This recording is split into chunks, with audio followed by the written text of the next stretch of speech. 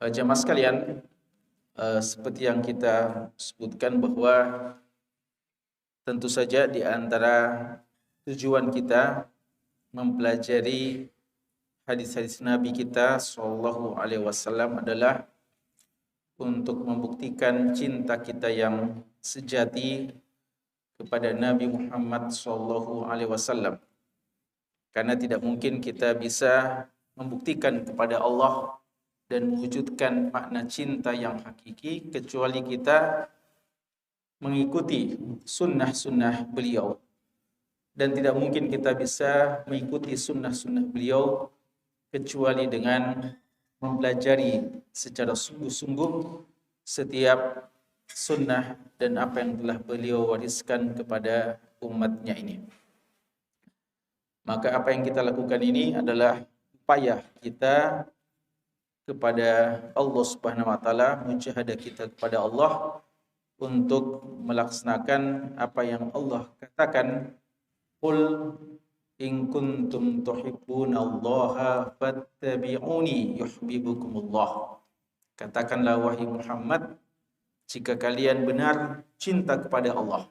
Jadi cinta kita kepada Nabi dan kita mengikuti sunnahnya adalah upaya untuk tujuan yang paling hakiki, mencinta Allah Subhanahu wa taala, mencintai Allah Subhanahu wa taala. Katakanlah wahai Muhammad kepada setiap orang-orang yang ngaku dan ingin mencintai Allah Subhanahu wa taala. In kuntum tuhibbunallaha, jika kalian betul-betul cinta kepada Allah, fattabi'uni, maka ikutilah aku. Ikutilah sunnah Nabi SAW, yuhibbukumullah, niscaya Allah akan mencintai kalian. Jadi cinta kepada Allah itu bersyarat, dan syarat utamanya adalah kita mengikuti sunnah Nabi kita SAW. Dan jamaah sekalian, sebagaimana kata ulama kita, jika saja mengikuti sunnah beliau bagian kecintaan, maka tentu saja kita harus mencintai apa yang beliau cintai dan juga kita membenci apa yang beliau benci. Kita mencintai apa-apa yang beliau cintai, kita mencintai siapa-siapa yang beliau cintai, sebagaimana kita juga mencintai siapa-siapa yang mencintai beliau. Kenapa kita cinta sahabat? Karena para sahabat Nabi SAW adalah manusia yang paling cinta kepada Nabi kita SAW. Karena itu kita cinta kepada beliau, cinta kepada Ahlul Bait, dan cinta kepada siapa saja yang mencintai beliau. Dan sebaliknya, kita juga harus membenci apa yang beliau benci, dan membenci siapa yang beliau benci, dan membenci kepada siapa saja yang membenci Rasulullah Shallallahu Alaihi Wasallam. Ini semuanya adalah konsekuensi logis yang harus ada pada setiap kita ketika kita memang ingin buktikan cinta kita yang hakiki, yang sejati kepada Nabi Shallallahu Alaihi Wasallam.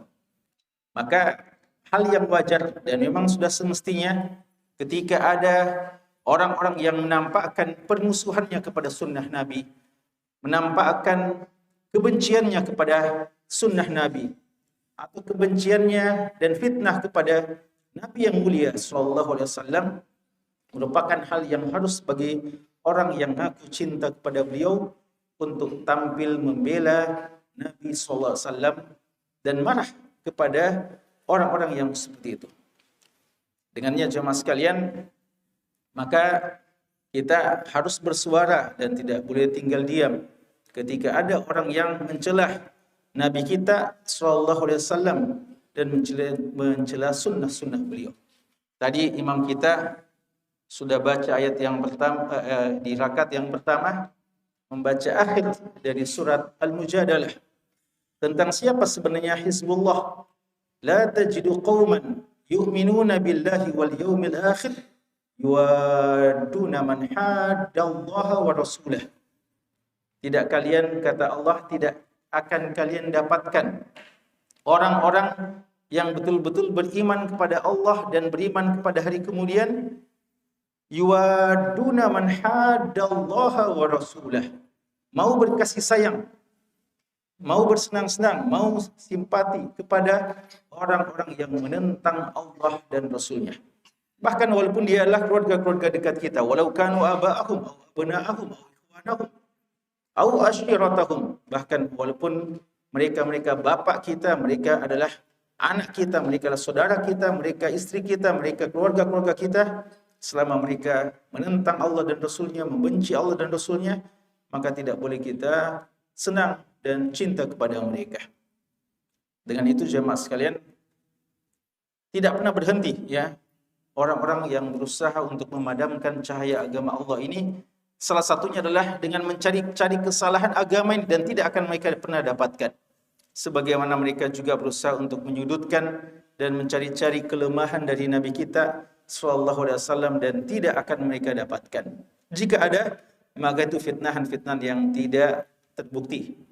Ya, maka kita perlu merespons, bahkan perlu bereaksi kepada apa fitnah keji yang dikatakan oleh jubir dari partai yang berkuasa di India ketika mencela Nabi kita sallallahu alaihi wasallam, utamanya tuduhannya tentang nikah Nabi kita kepada Aisyah radhiyallahu anha dan seterusnya.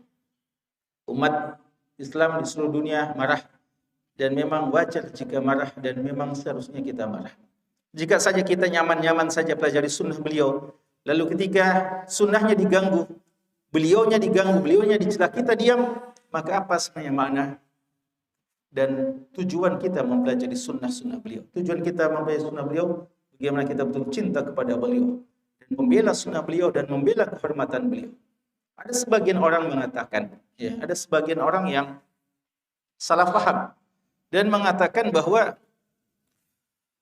rasanya kalau Nabi Muhammad SAW masih hidup, rasanya beliau tidak pernah marah ketika ada yang mencela beliau, sehingga kita tidak perlu marah. Bukankah beliau seorang yang penyayang, seorang yang pemaaf, dan berbagai macam alasan-alasan yang lainnya.